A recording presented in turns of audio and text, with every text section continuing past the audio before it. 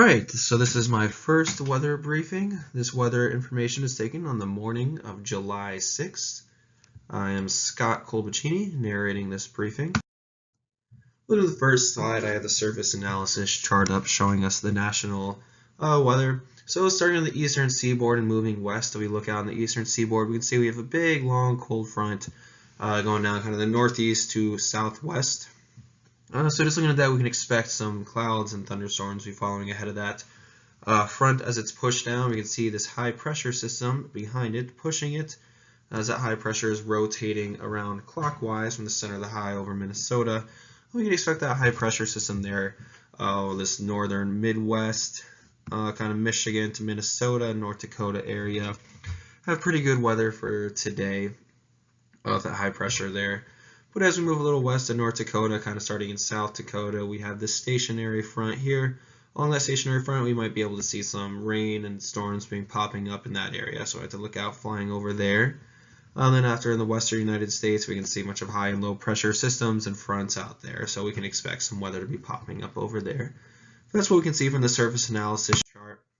Now looking at our mid-level chart, we can see here, looking at the United States, looking at the jet stream, flight level 390, so at 39,000 feet, we can see there's about 100 knots of wind starting out northeast on the eastern part, or western part, excuse me, of the United States, and then about over Canada starts to transition to the southeast. You can see with that high pressure system there might be helping rotate that along there. And then looking on over Mexico, the Texas area, a little west of Texas, probably Arizona, and the Georgia, Alabama, South North Carolina area, we can see we are expecting some thunderstorms in that area. Also looking at cumulonimbus clouds all the way up to 45,000 feet. So we won't be able to fly over those in that area. So if we see those storms hopping over there, we'll most likely have to be going around them. All right, and then looking at the satellite imagery from this morning, we can see out, looking at the eastern United States again, we can see these clouds being pushed by that front out there, and then some clouds out over the southern part of North Dakota, northern part of South Dakota, and then out west of those clouds. So we can expect some storms in these clouds in the eastern United States, and the central United States probably have a couple storms there too. Looking at our infrared imagery, we confirm that we have some weather there. We see the lighter one, since that's light, that means the temperature is a lot colder, so it's way higher up. So we can see that these clouds up here are coming up pretty high, so it's getting pretty cold, -36. And same in the eastern part, we can see, so there's probably some storms in those clouds, and same over the Florida area in western United States. And then we look at the precipitation, the water vapor, we can confirm that again. We can see there's one kind of isolated storm in the southern part of North Dakota. Eastern part of the United States following all those clouds, some storms. The Midwest, we have some storms going over Kansas, that would be, and same in the western United States. We'll have to be watching out for those. Remember, those can be up all the way up at 45,000 feet, so we'll have to be flying around those. Convective sigmets for the country. Again, just at the North Dakota area, and then spreading out, we can see we have that one convective storm at up to 45,000 feet being pushed due east, as we can see from this wind bar, at about 25 knots. Then in the eastern United States, all these, we have a couple convective sigmets kind of over the New York area, Pennsylvania area, and then chance of thunderstorms popping up following that front. Remember that we saw on the first slide. Same thing over Florida, in southern Louisiana and Texas, good chance of storms popping up throughout the day. We'll have to watch out for if you're flying in those areas. And over Tennessee, Kentucky, and Kansas also has some storms, all the way to 45,000 feet, so remember, we'll be able to fly over those. So that's our convective sigmets out so far. Freezing level, if we do happen to be flying through any clouds that aren't convective, we can see freezing levels will be pretty high, starting in the North Dakota area, up over 15,000 feet in the southern North Dakota, the Grand Forks area, North Dakota, to 11,000 to 13,000 feet. And most of the country is saying 11 to 13, about 11 to 17,000 feet.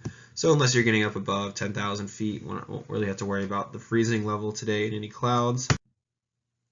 Now kind of looking in the local area, the Grand Forks area should be a pretty good day for flying.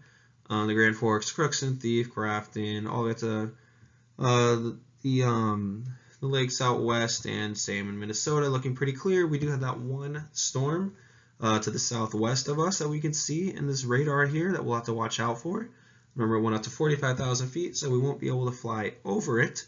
So we'll have to fly out around that. And remember, it should be going to the east.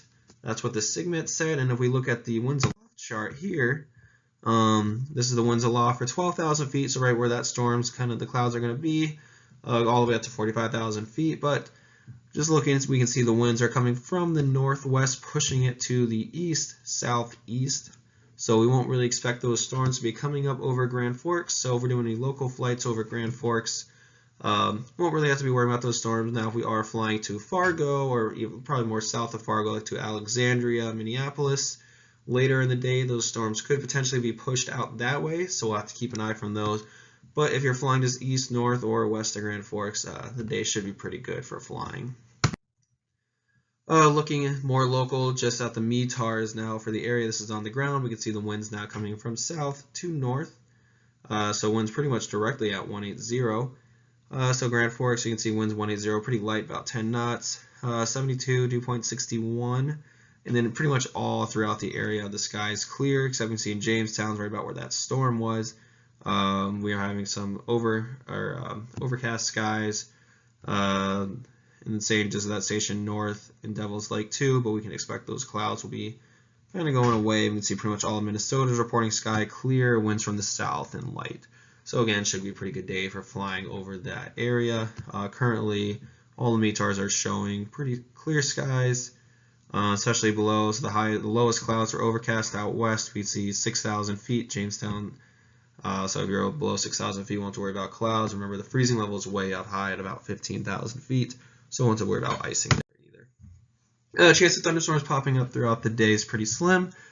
Up in northern Montana, there's a marginal chance of thunderstorms popping up, and same over the very northeast part of the United States where it's sticking up into Canada. Overall, throughout like the southern part of North Dakota, northern part of South Dakota, there's a slight chance of thunderstorms popping up throughout the day, but where we are in Grand Forks, the Grand Forks area, weather should be good throughout the day, no thunderstorms popping up. And the rest of the United States, Florida, Georgia, all the way out east, or all the way out west to past Colorado and Utah, just slight chance of thunderstorms coming up. Looking at the METARs now for just a very local area, Grand Forks, showing wind 180 at 9 knots, 10 miles of visibility, few clouds, 9,000, temperature 22, dew point 16, altimeter 3040. Remember that high pressure system over the area. Crookston, same, 170, 13 knots, 10 statute miles. Fargo, few clouds, 10,000, 150, 8 knots, 10 miles, high pressure over the area. Remember, those thunderstorms could potentially be heading up over Fargo, but most likely will be staying south of that. So that's the only really area, if you're flying south towards Fargo, to be watching out for those storms. All right, looking at the forecast, low level out tomorrow. We could get ceilings between 1,000 to 3,000 feet over the Tennessee area, but again, over North Dakota, it's looking pretty good. Ceiling is less than 1,000 feet over North Carolina, so unless you're doing long cross country, you won't really have to worry about that. Winds tomorrow, we can see over Grand Forks at 6,000 feet, now showing 35 knots of wind. So we can't expect it to be quite breezy tomorrow, as that wind's going around that high pressure system intensifying. So we can expect more wind later tomorrow. And looking at the TAFs, as we can see right now, it's showing just 170.10, but tomorrow 190.16, gusting all the way up to 25. Still, the visibility in clouds should be pretty high. You can see Devil's Lake gusting 23, Fargo gusting 21. So definitely more breezy tomorrow, but still good visibility past 6 miles all the way around and few clouds.